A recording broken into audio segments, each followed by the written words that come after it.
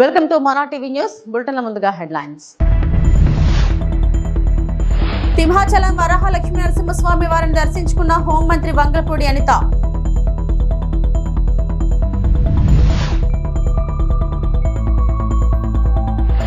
హామీల అమలుపై 18 నెలలుగా ప్రభుత్వాన్ని నిలదీస్తున్న మాజీ మంత్రి కేటీఆర్.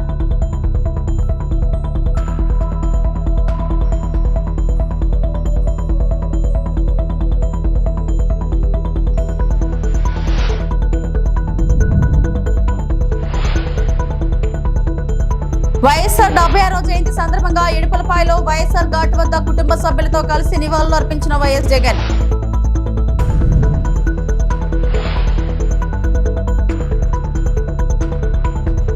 పట్నం సింహాచలం శ్రీ వరహాలక్ష్మీ నరసింహస్వామి వారిని దర్శించుకున్న హోంమంత్రి వంగలపూడి అనిత.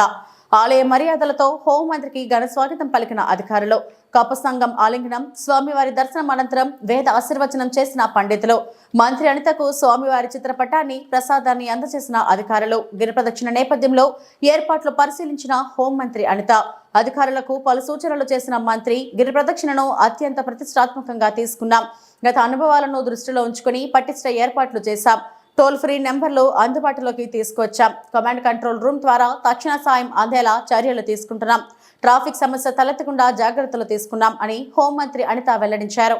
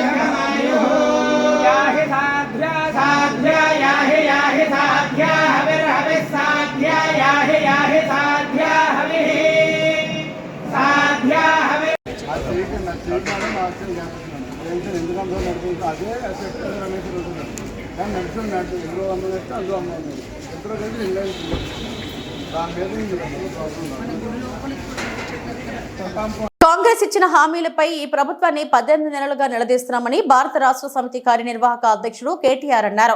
తెలంగాణ భవన్ వద్ద ఆయన మీడియాతో మాట్లాడారు. అభివృద్ధిపై చర్చకు రావాలని సీఎం రేవంత్ రెడ్డిని ఎన్నోసార్లు ఆహ్వానించాం.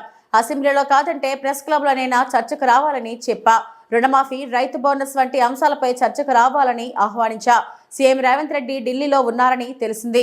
సీఎం రాకుంటే మంత్రులైనా రావాలి. సీఎం ఇవాళ హాజరు కాకుంటే మరో రోజు చర్చకైనా మేం సిద్ధం. సీఎం రేవంత్ రెడ్డికి వీలైన తేదీ, ప్రదేశం చెప్పాలని అడుగుతున్నాం. అసెంబ్లీలో మైక్ కట్ చేయకుండా మాట్లాడిస్తామని హామీ ఇస్తే అసెంబ్లీలో కూడా సిద్ధం. ఈ ప్రభుత్వం ఒక్క హామీని కూడా నెరవేర్చలేదు. రేవంత్ రెడ్డి తప్పుకుంటే అభివృద్ధి అంటే ఏంటో కేసీఆర్ చేసి చూపిస్తారని కేటీఆర్ అన్నారు. అని డైలాగులు కొట్టి ఆఖరికి గ్యారంటీ కార్డులు ఇచ్చి అఫిడవిట్లు రాసి బాండ్ పేపర్ మీద రాసి మోసం చేసి గద్దెనెక్కి 18 నెలల తర్వాత కూడా ఒక్కటంటే ఒక్క హామీ నిలబెట్టుకోగా మీదికెళ్ళి తెల్లారి లేస్తే రంకెలు, తెల్లారి లేస్తే అరుపులు, గావు కేకలు, బూతులు, ఇది తప్ప 18 నెలలుగా చేసిందేమి లేదు. కానీ బేసిక్ నాలెడ్జ్ లేని ముఖ్యమంత్రి అని తెలిసినా ముఖ్యమంత్రి ముచ్చటపడుతుంది కదా, దమ్ముంటే రండి చర్చకు అని ఖార్గే సాబ్ సాక్షిగా సవాల్ విసిరింది కదా. కేసీఆర్ వస్తాడా, కేటీఆర్ వస్తాడా, ఎవరు వస్తారో రండి అని తొడగొట్టిండు కదా. వస్తాడేమో అనుకొని ఇక బేసిక్ నాలెడ్జ్ లేదు కాబట్టి ఓ 72 గంటల టైం తీసుకో, ప్రిపేర్ అయ్యి రా, నువ్వు ఎక్కడికి రమ్మంటే అక్కడికి వస్తాం. ఒకవేళ ఎందుకంటే నీకు మాట మీద నిలబడే అలవాటు లేదు కాబట్టి, నువ్వు మాట తప్పుతావని తెలుసు కాబట్టి, నీకు జూలై 8 నాడు 11 గంటలకు మేమే ప్రెస్ క్లబ్కి వస్తాం. ప్రెస్ మిత్రుల సాక్షిగా ఒక న్యూట్రల్ వెన్యూ మీద రాష్ట్రంలో మీడియా సాక్షిగా, రాష్ట్ర ప్రజల సాక్షిగా ఎవరేం చేసిండ్రో రాష్ట్ర రైతాంగానికి, రాష్ట్రంలోని యువతకు 10 ఏళ్ల కేసీఆర్ ప్రభుత్వం ఏం చేసిందో, 18 నెలల నీ ప్రభుత్వం ఏం చేసిందో తేల్చుకుందాం రమ్మని ముఖ్యమంత్రి గారు సవాలు విసిరితే స్వీకరించి నేను వస్తా అని చెప్పిన. వస్తాడేమో అనుకున్న ముఖ్యమంత్రి. పోనీ ముఖ్యమంత్రి రాకపోతే ఆయన తరపున ఒక బాధ్యత గల్ల ఉప ముఖ్యమంత్రినో, ఒక వ్యవసాయ మంత్రినో, లేదా మరొక మంత్రినో పంపుతారేమో అనుకున్నా. కానీ ఇవాళ తేలిపోయింది, రేవంత్ రెడ్డికి రచ్చ చేయడం వచ్చు తప్ప చర్చ చేయడం రాదు అనేది మాత్రం కారాఖండిగా తేలిపోయింది. రేవంత్ రెడ్డికి బూతులు మాట్లాడడం వస్తుంది తప్ప రైతుల గురించి మాట్లాడడం మాత్రం రాదు అనేది స్పష్టంగా తేలిపోయింది. ఇవాళ బేసిక్ నాలెడ్జ్ లేని ముఖ్యమంత్రి. వైఎస్ఆర్ 76వ జయంతి సందర్భంగా ఇడుపులపాయలోని వైఎస్ఆర్ ఘాట్ వద్ద కుటుంబ సభ్యులతో కలిసి వైఎస్ జగన్ నివాళులు అర్పించారు.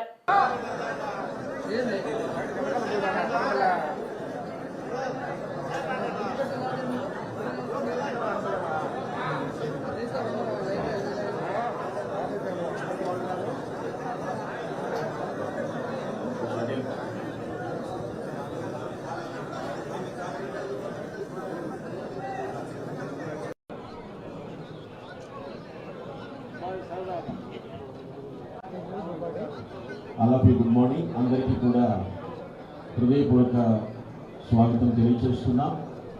ఈరోజు మన ప్రియతమ నేత కీర్తిశేషులు శ్రీ డాక్టర్ వైఎస్ రాజశేఖర రెడ్డి గారి యొక్క 76వ జయంతిని పురస్కరించుకుని ఇక్కడికి విచ్చేసినటువంటి మీ 50 మందికి కూడా హృదయపూర్వక శుభాభివందనలు తెలియజేస్తూ ఉన్నాము. దయచేసి వచ్చిన వారు తలల నుంచి కళ్ళు మూసుకున్నట్లయితే ప్రార్థనతో ఈ యొక్క కార్యక్రమాన్ని ప్రారంభించుకున్నాం. ఎవరు కూడా అటు ఇటు చూడవద్దు, కళ్ళ నుంచి కళ్ళు మూసుకుని దేవుని స్తుతిస్తూ ప్రార్థన చేస్తున్నాం. దయచేసి నిశ్శబ్దంగా ఉండమని మనం చేస్తున్నాము.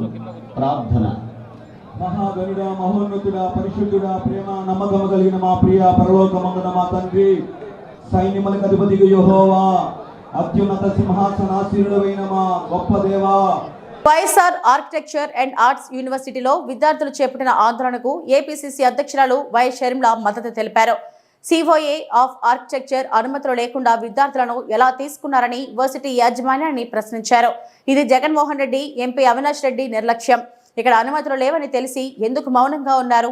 అధికారంలో ఉన్నప్పుడు అనుమతుల కోసం ఎందుకు ప్రయత్నాలు చేయలేదు? సిఓఏ ఢిల్లీలోనే ఉంటుంది కదా, ఎంపీ అవినాష్ ఎందుకు వారితో మాట్లాడలేదు అని షర్మిల ఆగ్రహం వ్యక్తం చేశారు. ఇది చాలా చాలా బాధాకరం. అసలు సమస్య ఎక్కడ మొదలైందంటే, వీళ్ళు అడ్మిషన్లు తీసుకున్న రోజునే కౌన్సిల్ ఆఫ్ ఆర్కిటెక్చర్ దగ్గర నుంచి ఈ యూనివర్సిటీకి పర్మిషన్ లేవు.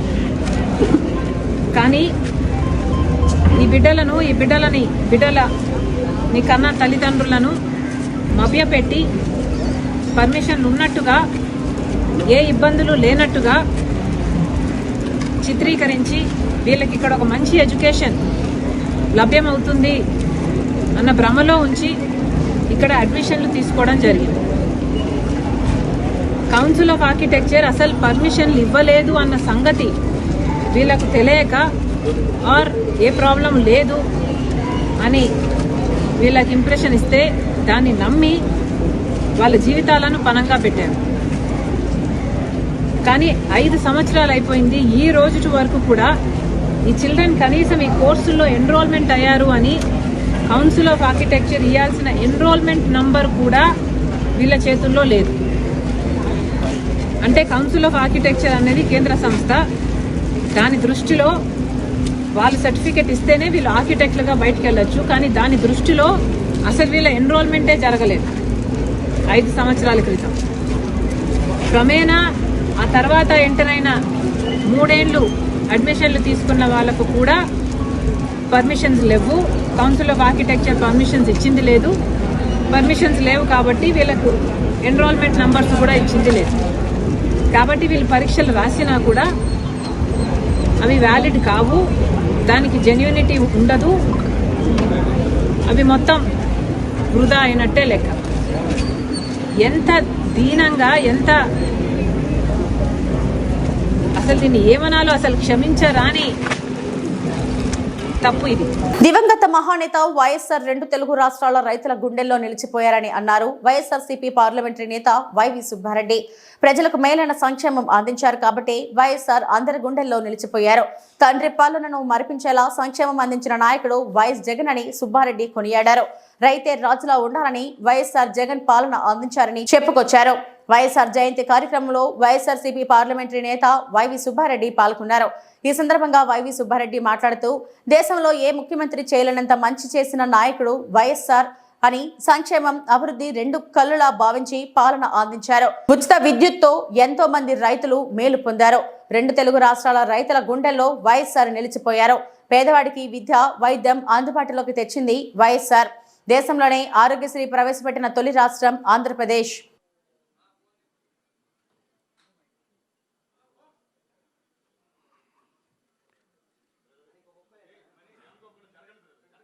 స్వర్గీయ రాజశేఖర రెడ్డి గారి 76వ జయంతి సందర్భంగా ఈ కార్యక్రమానికి వచ్చి వేదిక మీద ఉన్న వైఎస్ఆర్ కాంగ్రెస్ పార్టీ నాయకులకు, వేదిక ముందున్న వైఎస్ఆర్ కాంగ్రెస్ పార్టీ కుటుంబ సభ్యులకు అందరికీ నమస్కారం తెలియజేసుకుంటున్నాం. రాజశేఖర రెడ్డి గారు ఉమ్మడి ఆంధ్రప్రదేశ్ రాష్ట్రంలో 2004లో ముఖ్యమంత్రి అయిన తర్వాత ఆయన చేసిన పాలన ఈ రోజుకి దేశంలో ఏ ముఖ్యమంత్రి చేయని విధంగా పాలన సాగించారు. కాబట్టి ఆయన చనిపోయి 16 సంవత్సరాలైనా ఈ రోజుకి తెలుగువారి గుండెల్లో గూడు కట్టుకొని ఉన్నాడంటే ఆయన చేసిన పాలన, ఆయన చేసిన మంచి కార్యక్రమాల వల్లనే అని చెప్పి ఈ సందర్భంగా తెలియజేసుకుంటూ ఉన్నాం. ఎందుకంటే ఏ ముఖ్యమంత్రి కూడా ఆలోచించలేదు దేశంలో ఇటువంటి సంక్షేమ కార్యక్రమాలు చేస్తే పేదవాడి జీవితంలో వెలుగులు నింపచ్చు, పేదవాళ్ళు చిరునవ్వుతో ఉండాలి, కష్టాలు ఉండకూడదు అని ఎన్నో గొప్ప ఆలోచనలు చేసి అన్ని వర్గాలకి సంక్షేమ కార్యక్రమాలు, అభివృద్ధి కార్యక్రమాలు రెండు కళ్ళలాగా భావించి ఆ రోజు ఉమ్మడి ఆంధ్రప్రదేశ్ రాష్ట్రంలో పాలన కొనసాగించారు. మరీ ముఖ్యంగా రైతాంగానికి, ఉమ్మడి ఆంధ్రప్రదేశ్ రాష్ట్రంలో అధిక శాతం రైతాంగం తెలంగాణ రైతులకైతే ఉచిత కరెంటు వల్ల ఎంత గొప్ప మేలు జరిగిందో ఈరోజు తెలంగాణ రాష్ట్రంలో ఏ రైతును అడిగినా కూడా చెప్తారు. అంటే మనకన్నా తెలంగాణలో రైతాంగానికి ఎక్కువ కరెంటు మీద ఎక్కువ ఇది ఉంటుంది. కాబట్టి ఇప్పటికీ 2 తెలుగు రాష్ట్రాల్లో రైతులు రాజశేఖర రెడ్డి గారి పేరు చెప్పుకునే విధంగా ఆ రోజు ముఖ్యమంత్రి అయిన మొదటి రోజే తొలి సంతకమే ఉచిత కరెంటు మీద పెట్టి దేశంలోనే ఉచిత కరెంటు మొట్టమొదటి ఇచ్చిన రాష్ట్రంగా ఆంధ్రప్రదేశ్ రాష్ట్రం నిలబడే విధంగా చేశారు ఆ రోజు రాజశేఖర రెడ్డి గారు. అందుకే ఇప్పటికీ రైతులు ఎక్కడున్నా సరే 2 తెలుగు రాష్ట్రాల్లో రాజశేఖర రెడ్డి గారిని వారిని గుండెల్లో పెట్టుకుని చూసుకునే కార్యక్రమాలు చేశారు. రైతు సుఖంగా సంతోషంగా ఉండాలి, రైతే రాజు అనే విధంగా రాజశేఖర రెడ్డి గారు పాలన చేసి రైతులకు ఎన్నో మేలైన కార్యక్రమాలు చేశారు. ఆ తర్వాత రాజశేఖర రెడ్డి గారు చేసిన గొప్ప మేలైన కార్యక్రమాల్లో చెప్పుకోదగ్గది పేదవాడికి విద్య వైద్యం అందుబాటులోకి తీసుకురావడం కోసం ఆ రోజుల్లోనే దేశంలో మొట్టమొదటిసారిగా ఆరోగ్యశ్రీ కార్యక్రమం మొదలుపెట్టాడు. పేదవాడికి వైద్యం, ఉచిత వైద్యం ఎంత ఖర్చైనా చేయించే కార్యక్రమం ఆ రోజు స్వర్గీయ రాజశేఖర రెడ్డి గారు కలలగిని పెట్టిన పథకమే ఆరోగ్యశ్రీ పథకం. దేశంలో మొట్టమొదటిగా మన ఆంధ్రప్రదేశ్ రాష్ట్రంలో రాజశేఖర రెడ్డి గారు స్టార్ట్ చేశారు. అదేవిధంగా ఫీజు రియంబర్స్మెంట్, పేదవాళ్ళు ఇంజనీర్లు, డాక్టర్లు, ఐఏఎస్లు, ఐపీఎస్లు చదవాలంటే ధనికులే కాదు పేదవాడు కూడా అర్హుడు అని 2 తెలుగు రాష్ట్రాల్లో ఎంతోమంది యువకులు ఈరోజు వివిధ దేశాల్లో వివిధ పదవుల్లో ఉద్యోగాల్లో ఉన్నారంటే అది రాజశేఖర రెడ్డి గారు ఆ రోజు రాష్ట్రంలో తీసుకొచ్చిన ఫీజు రియంబర్స్మెంట్ పథకం వల్ల అని చెప్పి ఈ సందర్భంగా చెప్పుకోవాల్సిన అవసరం ఉంది. అదేవిధంగా సంక్షేమం, ఎవ్వరికి అర్హులైన ప్రతి వాళ్ళకి పార్టీలకు అతీతంగా, కులాలకు అతీతంగా అర్హులైన ప్రతి కుటుంబానికి సంక్షేమ పథకాలు ఇచ్చిన ఘనత స్వర్గీయ రాజశేఖర రెడ్డి గారిది ఆ రోజు ఉమ్మడి ఆంధ్రప్రదేశ్ రాష్ట్రంలో. ఇన్ని మేలైన కార్యక్రమాలు రాజశేఖర రెడ్డి గారు చేశారు కాబట్టి ఈ రోజుకి 16 సంవత్సరాలైనా కూడా ఆయన్ని ప్రజలు గుండెల్లో పెట్టుకొని ఈరోజు పూజించుకునే విధంగా చేస్తూ పోయారు. ఆయన మరణాంతరం ఆ రోజుల్లో 2004లో కానీ 2009లో కానీ ఆయన ఇన్ని గొప్ప కార్యక్రమాలు చేశారు కాబట్టి 2 సార్లు జాతీయ స్థాయిలో కూడా కాంగ్రెస్ పార్టీ అధికారంలో రావడానికి స్వర్గీయ రాజశేఖర రెడ్డి గారు కీలక పాత్ర పోషించారని చెప్పి ఈ సందర్భంగా చెప్పుకోక తప్పదు. అభివృద్ధితో పాటు సంక్షేమాన్ని అందిస్తున్న ఏకైక ప్రభుత్వం కూటమి ప్రభుత్వం అని తణుకు ఎమ్మెల్యే ఆర్మిలి రాధాకృష్ణ అన్నారు. ప్రజల జీవన ప్రమాణాలు మెరుగయ్యే విధంగా అభివృద్ధి సంక్షేమాన్ని ఏకతాటిపై ముఖ్యమంత్రి చంద్రబాబు నాయుడు, ఉప ముఖ్యమంత్రి పవన్ కళ్యాణ్, మంత్రి నారా లోకేష్ అమలు చేస్తున్నారని అన్నారు. సుపరిపాలనలో తొలి అడుగులో భాగంగా ఇంటింటికి తెలుగుదేశం పార్టీ కార్యక్రమాన్ని మంగళవారం అత్తిలి మండలం పాలిబల్లిపాడు గ్రామాల్లో నిర్వహించారు. ఈ సందర్భంగా ఎమ్మెల్యే రాధాకృష్ణ ఇంటింటికి పర్యటించి ప్రజలకు గత ఏడాది కాలంగా అందిస్తున్న సంక్షేమ పథకాలను అడిగి తెలుసుకున్నారు. ఈ సందర్భంగా ఆయన మాట్లాడుతూ గత 5 ఏళ్ల వైఎస్ఆర్ కాంగ్రెస్ పార్టీ అరాచక పరిపాలనలో పెట్టుబడులు, పారిశ్రామికవేత్తలు రాకపోగా రాష్ట్రం నుంచి పారిపోయిన పరిస్థితులు ఎదురయ్యాయని విమర్శించారు. అత్తిలి మండలం పాలి బల్లిపాడు గ్రామాల్లో నిర్వహించుకోవడం జరుగుతుంది. ఈ సందర్భంలో ప్రతి ఇంటికి వెళ్ళి గత సంవత్సర కాలంగా అందించినటువంటి సంక్షేమ కార్యక్రమాలను తెలుసుకోవడంతో పాటుగా వారికి ఎక్కడైనా లోటుపాట్లు ఉంటే అవన్నీ కూడా సరిదిద్దే విధంగా కూడా చర్యలు తీసుకుంటున్నాం. దాంతోపాటుగా పలు అభివృద్ధి కార్యక్రమాలకి ఈరోజు గ్రామాల్లో మౌలిక సదుపాయాల కల్పన ధ్యేయంగా పనిచేస్తూ ఈరోజు ముఖ్యంగా పాలి గ్రామంలో అనేక అభివృద్ధి కార్యక్రమాలకు నిధులు కేటాయించడం జరిగింది. అక్కడ దాదాపు జల్ జీవన్ మిషన్కి సంబంధించి 45 లక్షల రూపాయలు, అలాగే శ్మశాన వాటికి అభివృద్ధికి 10 లక్షల రూపాయలు, అలాగే రోడ్లకి డ్రైన్లకి సంబంధించిన నిధులు కూడా కేటాయించడం జరిగింది. ఈ విధంగా బల్లిపాడులో కూడా అదేవిధంగా ఇక్కడ జల్ జీవన్ మిషన్కి కానీ రోడ్లకు కానీ నిధులు కేటాయించడంతో పాటుగా గోకులం షెడ్యూల్ ద్వారా రైతులకి ఎవరైతే ఈరోజు పశువులు పాకలు ఉన్నాయో వారికి సంబంధించి గోకులం షెడ్యూల్ని కూడా అందించి ఈరోజు దానికి నిధులు కేటాయించి వాటి నిర్మాణాలు కూడా పూర్తి చేసి ప్రారంభించుకోవడం జరిగింది. ఈ విధంగా అభివృద్ధితో పాటుగా సంక్షేమాన్ని అందిస్తున్నటువంటి ఏకైక ప్రభుత్వం కూటమి ప్రభుత్వం. ఈరోజు ముఖ్యమంత్రి చంద్రబాబు నాయుడు గారు, ఉప ముఖ్యమంత్రి వారు పవన్ కళ్యాణ్ గారు, ఐటీ విద్యాశాఖ మంత్రి లోకేష్ గారు, వీరు ముగ్గురు కూడా రాష్ట్రంలో పెట్టుబడులు సాధించడానికి కృషి చేస్తూ మరొక పక్క ప్రజల జీవన ప్రమాణాలు మెరుగే విధంగా అభివృద్ధి సంక్షేమ కార్యక్రమాలను అందిస్తూ ఈ రాష్ట్రంలో భవిష్యత్తులో కూడా భవిష్యత్ తరాలన్నీ కూడా ఒక అభివృద్ధి చెందిన రాష్ట్రంలో ఉండాలనే సంకల్పంతో పనిచేస్తున్నటువంటి నాయకత్వం ఈరోజు కూటమి నాయకత్వాన్ని సందర్భంగా తెలియజేసుకుంటూ ముఖ్యంగా యువతకు ఉపాధి కల్పనే ధ్యేయంగా పనిచేస్తున్నటువంటి ప్రభుత్వం 20 లక్షల ఉద్యోగాల కల్పన ఏదైతే హామీ ఇచ్చామో దానిలో భాగంగా మొదటి సంవత్సరమే దాదాపు 9.5 లక్షల కోట్ల పెట్టుబడులు సాధించి 4.5 లక్షల ఉద్యోగాలని ఈరోజు కల్పించడం జరిగింది. ఈ విధంగా అటు ఉద్యోగ కల్పనతో పాటుగా అందరికీ కూడా పారిశ్రామికవేత్తలకు కూడా ఇక్కడ ఒక మంచి వాతావరణాన్ని ఏర్పాటు చేసి వారందరూ కూడా పెట్టుబడులు పెట్టడానికి ఈరోజు ఒక సానుకూలమైనటువంటి వాతావరణాన్ని ఏర్పాటు చేయడం జరిగింది. గత ప్రభుత్వ హయాంలో మనందరం కూడా చూసాం. వైఎస్ఆర్ కాంగ్రెస్ పార్టీ అరాచకమైనటువంటి పరిపాలనతో పరిశ్రమలు రాక, పారిశ్రామికవేత్తలు రాక రాష్ట్రం నుంచి పారిపోయినటువంటి పరిస్థితి కూడా మనం చూసాం. పెట్టుబడులు పెట్టిన వారిని తరిమేసినటువంటి పరిస్థితి చూసాం. ఈరోజు అటువంటి పరిస్థితి నుంచి ఒక మంచి వాతావరణంలో అనేక మంది పెట్టుబడులు పెట్టి ఇక్కడ మన యువత భవిష్యత్తుకి మార్గాన్ని ఏర్పరచడం కూడా మనందరం కూడా చూస్తున్నాం. ఆ విధంగా కూటమి ప్రభుత్వం అన్ని రంగాల్లోనూ కూడా వృద్ధి సాధిస్తూ అభివృద్ధిని సంక్షేమాన్ని అందిస్తూ రాష్ట్రాన్ని అభివృద్ధి చేయాలనే సంకల్పంతో ముందుకు వెళ్తుంది. ఈరోజు ముఖ్యంగా యువతకి భవిష్యత్తు కల్పించాలి, యువతకు ఉపాధి ఉద్యోగ అవకాశాలు కల్పించాలనే లక్ష్యంతో ముందుకు వెళ్తుందని ఈ సందర్భంగా తెలియజేసుకుంటాం. అంబేద్కర్ కోనసీమ జిల్లా పి గన్నవరంలో ఘనంగా వైఎస్ రాజశేఖర రెడ్డి 76వ జయంతి వేడుకలు. పి గన్నవరం నియోజకవర్గ ఇన్ఛార్జ్ గన్నవరపు శ్రీనివాస్ ఆధ్వర్యంలో రాజశేఖర రెడ్డి జయంతి వేడుకలు. పి గన్నవరం 3 రోడ్ల జంక్షన్ వద్ద రాజశేఖర రెడ్డి విగ్రహానికి పూలమాలలు వేసి నివాళులు అర్పించిన నియోజకవర్గ ఇన్ఛార్జ్ శ్రీనివాస్, మాజీ ఎమ్మెల్యే రాజేశ్వరిదేవి, వైసీపీ నేతలు మరియు కార్యకర్తలు. పి గన్నవరం ప్రభుత్వ ఆసుపత్రిలో బాలింతలకు పళ్ళు, బ్రెడ్ అందించిన నియోజకవర్గ ఇన్ఛార్జ్ గన్నవరపు శ్రీనివాస్. తెలుగు ప్రజల గుండెల్లో చెరగని వ్యక్తి రాజశేఖర రెడ్డి. ఆయన ఆశయాలను కుమారుడు వైఎస్ జగన్మోహన్ రెడ్డి సారథ్యంలో నెరవేరుస్తామన్న incharge Gannavarapu Srinivas.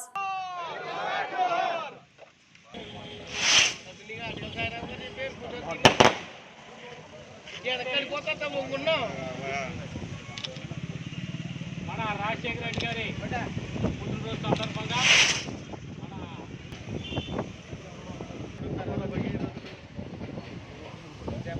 Doctor YS Rajasekhara Reddy గారి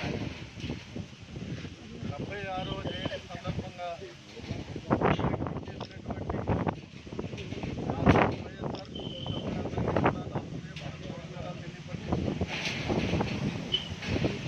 రాజశేఖర రెడ్డి గారి గురించి ప్రత్యేకంగా మాట్లాడుకోవాల్సిన విషయాలు ఏమీ లేదు. ఎందుకంటే ఆయన ఒక చరిత్రకారుడు భారతదేశంలో. అటువంటి ముఖ్యమంత్రి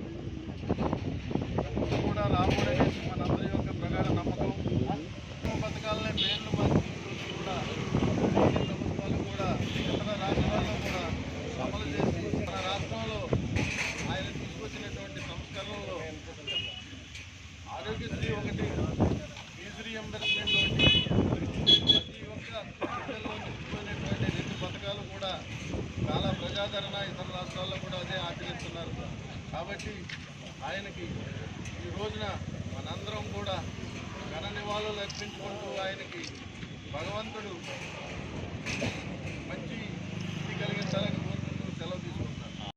76వ జయంతి కార్యక్రమానికి విచ్చేసినటువంటి వైఎస్ఆర్ కాంగ్రెస్ పార్టీ కుటుంబ సభ్యులందరికీ కూడా నా హృదయపూర్వకమైనటువంటి చేతులు జోడించి పేరు పేరున అందరికీ కూడా హృదయపూర్వకమైనటువంటి నాకు తెలియజేసుకుంటున్నాను.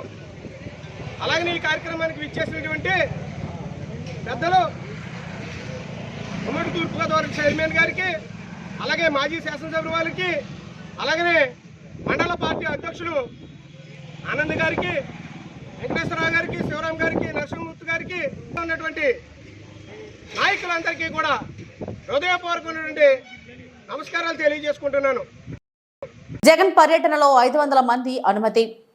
బంగారుపాలెంలో ఈ నెల 9న మాజీ సీఎం జగన్ పర్యటనకు సంబంధించి అనుమతుల వివరాలను చిత్తూరు ఎస్పీ విఎన్ మణికంఠ చందోలు వివరించారు. మ్యాంగో మార్కెట్లో 500 మందికి హెలీప్యాడ్ వద్ద 30 మందికి అనుమతి ఉందని చెప్పారు. రోడ్ షోలు, ఇతర కార్యక్రమాలకు అనుమతి లేదని స్పష్టం చేశారు. జగన్ భద్రతకు అన్ని ఏర్పాట్లు చేస్తున్నామన్నారు. గత పర్యటనలో చోటు చేసుకున్న ఘటనలను దృష్టిలో ఉంచుకొని ముందస్తు చర్యలు చేపట్టామని తెలిపారు. అందరికీ నమస్కారం. ఈ నెల 9వ తారీఖున ఎక్సీఎం గారు బంగారుపాలెం మండలంలోని మ్యాంగో మార్కెట్ యార్డ్ విజిట్ చేస్తున్నారు. దానికి సంబంధించిన వచ్చిన అప్లికేషన్లో ఉదయం 11 నుంచి మధ్యాహ్నం 2 లోపు ఆ మార్కెట్ యార్డ్కి విజిట్ చేసి ఆ లోకల్గా ఉన్న ఫార్మర్స్తో ఇంటరాక్ట్ అవ్వడం, వాళ్ళతో మీటింగ్ పెట్టుకోవడం అనే ఉద్దేశంతో అప్లికేషన్ పెట్టడం జరిగింది. అప్లికేషన్ని మాజీ ఎమ్మెల్యే సునీల్ కుమార్ గారు సబ్మిట్ చేయడం జరిగింది. దానిలో మెన్షన్ చేసిన మరొక విషయం, సుమారుగా 10,000 మంది మొబైల్ అవుతారు అని చెప్పారు. సో ఇచ్చిన అప్లికేషన్ యొక్క పర్పస్ మ్యాంగో ఫార్మర్స్తో ఇంటరాక్ట్ అవ్వడం, వాళ్ళతోనే మాట్లాడడానికి, వాళ్ళ కష్ట నష్టాలు తెలుసుకోవడానికి, అలానే ప్రభుత్వం ఏదైనా సరే చేస్తుందా, ఏం చేయట్లేదు అనే ఉద్దేశంతో వాళ్ళని మాట్లాడి వాళ్ళ దగ్గర నుంచి ఫీడ్బ్యాక్ తీసుకోవడానికి వస్తున్నారు. సో దీనికోసం మేము మొత్తం ఇప్పటివరకు ఫీల్డ్ విజిట్ చేయడం జరిగింది. అలానే హెలీప్యాడ్ ఎక్కడ ఉంది, మ్యాంగో మార్కెట్ యార్డ్కి ఏ రూట్లో వస్తుంటారు, దీని గురించి మొత్తం వర్కౌట్ చేయడం జరిగింది. ఈ వర్కౌట్ చేసిన తర్వాత మేము హెలీప్యాడ్ వద్ద సుమారుగా 30 మందికి మనం పర్మిషన్ ఇవ్వడం జరిగింది. అలానే కాన్వాయ్ వెహికల్స్కి పర్మిషన్ ఇవ్వడం జరిగింది. మార్కెట్ యార్డ్ దగ్గర రోజు 500 మంది రైతులకు పైగా వాళ్ళ వెహికల్స్లో వస్తుంటారు. సో ఈ మీటింగ్ కొరకు, ఇది పబ్లిక్ మీటింగ్ కాదండి, ఓన్లీ మ్యాంగో ఫార్మర్స్తో మాట్లాడడానికి, వాళ్ళతో ఇంటరాక్ట్ అవుతున్న ఇష్యూ కోసం వస్తున్నాం కాబట్టి మనం మరొక 500 మందికి వచ్చి ఇంటరాక్ట్ అవ్వడానికి పర్మిషన్ ఇవ్వడం జరిగింది. సో మొత్తంగా మనం మార్కెట్ యార్డ్లో 500 మందికి, అలానే హెలీప్యాడ్ వద్ద 30 మందికి పర్మిషన్ ఇస్తాం. అండ్ ఎటువంటి ర్యాలీస్ కానీ అలానే రోడ్ షోస్ కానీ జరగకూడదని క్లియర్గా చెప్పడం జరిగింది. జూలై 9 దేశవ్యాప్త సమ్మె విజయవంతం చేయాలని సిఐటియు బైక్ ర్యాలీ రైల్వే కోడూరులో కార్మికుల సంఘీభావంగా నినాదాలతో మారుమోగిన పట్టణం. జూలై 9న చేపట్టనున్న దేశవ్యాప్తంగా సమ్మెను విజయవంతం చేయాలని కోరుతూ రైల్వే కోడూరులో సిఐటియు ఆధ్వర్యంలో సోమవారం బైక్ ర్యాలీ నిర్వహించబడింది. ఎంఎండిఓ ఆఫీస్ నుంచి ప్రారంభమై టోల్ గేట్, లక్ష్మీ ప్యారడైజ్ మీదుగా రైల్వే స్టేషన్ వరకు ఈ ర్యాలీ సాగింది. ఈ కార్యక్రమాన్ని సిఐటియు జిల్లా అధ్యక్షుడు సిహెచ్ చంద్రశేఖర్ జెండా ఊపి ప్రారంభించారు. కార్మిక హక్కుల పరిరక్షణ కోసం పోరాటం అవసరమని, కేంద్ర ప్రభుత్వం తీసుకొచ్చిన 4 లేబర్ కోడ్స్ ను వెంటనే రద్దు చేయాలని ఆయన డిమాండ్ చేశారు. కనీస వేతనం 26,000 రూపాయలు అమలు చేయాలని, అవుట్సోర్స్ కాంట్రాక్ట్ కార్మికులను రెగ్యులరేట్ చేయాలని, సమాన పనికి సమాన వేతనం అమలు చేయాలని, ప్రైవేటీకరణను ఆపాలి, 12 గంటల పని విధానాన్ని రద్దు చేయాలి అని ఆయన స్పష్టం చేశారు. ఈ సందర్భంగా 4 లేబర్ కోడ్ను రద్దు చేయాలి, 12 గంటల వద్దు, 8 గంటల ముద్దు, సమాన వేతనం కార్మికుల హక్కు, సోషలిజం వర్ధిల్లాలి, క్యాపిటలిజం నశించాలి అనే నినాదాలతో పట్టణం మారుమోగింది. ఈ ర్యాలీలో సిఐటియు మండల కార్యదర్శి పి జాన్ ప్రసాద్, ఉపాధ్యక్షుడు Lingala Yanadaiah, united electricity employees union రాష్ట్ర ఆర్గనైజింగ్ కార్యదర్శి కనుపర్తి కిరణ్ కుమార్ తదితరులు హాజరయ్యారు.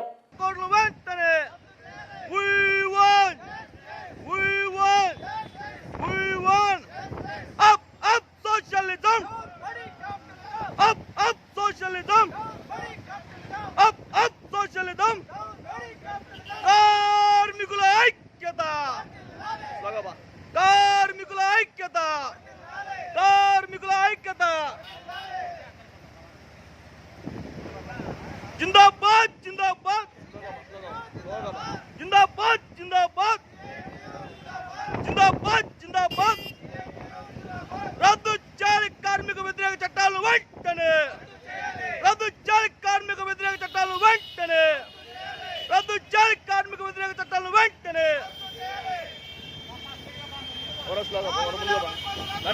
నన్ను దాడిపోకండి మీరు రద్దు చేయాలి లేబర్ కోడ్లను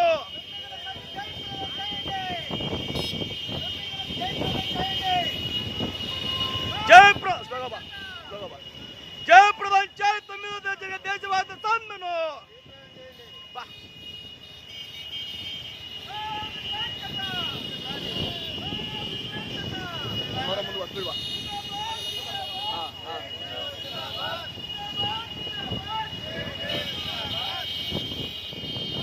ఇవి ఇప్పటివరకు నా బులెటిన్ అప్డేట్స్. నమస్తే.